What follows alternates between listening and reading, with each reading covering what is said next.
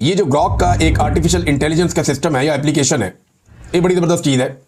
ये Elon Musk ने इसको एक्स के साथ जोड़ा है और आप ट्विटर के ऊपर ग्रॉक से सवालात कर सकते हैं। आप इसे पूछ सकते हैं जो आप पूछना चाहें और ये जवाब देता है उस डेटा की मदद से जो डेटा अवेलेबल होता है इंटरनेट पे। मैं आपको वादे कर देता हूं कि ग्रॉक आपको जवाब कैसे देता है, ये सवाल बहुत सारे लोगों के दिमाग में है। क्या ग्रॉक जो जवाबात आपको देता है वो सारे ठीक होते हैं? ये सवालात भी बहुत सारे लोगों के ज़हन में है।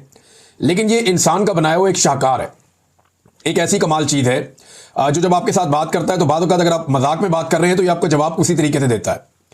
ये आर्टिफिशियल इंटेलिजेंस का एक ऐसा नमूना है, एक ऐसा शाहकार है जो आपके मूड को भी कुछ हद तक जज करता है। यानी अगर आप मजाहिया बातें कर रहे हैं तो वो आपको जो जवाब देगा तो आपको अंदाजा हो जाएगा, और जब आप संजीदा बातें कर रहे हैं तो आपको जवाब देगा तो आपको अंदाजा हो जाएगा। लेकिन ये फैक्ट को ठीक रखने की कोशिश करता है।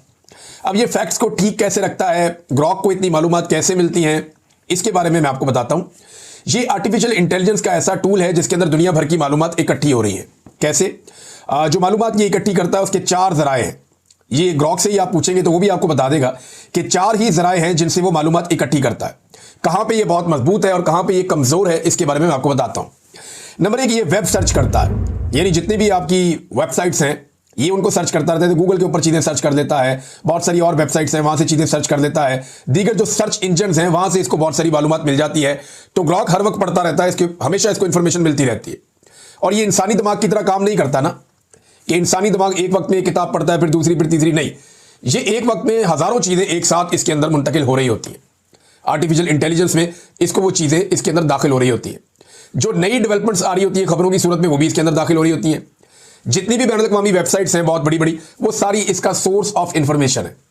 ये हर वक्त अखबारात पढ़ता रहता है, हर वक्त इंफॉर्मेशन इकट्ठी करता रहता है। मैं आसान जबान में कहूं कि जो भी डेवलपमेंट होती है और उसको तहरीरी शक्ल दी जाती है वो ग्रॉक के पास पहुंच जाती है।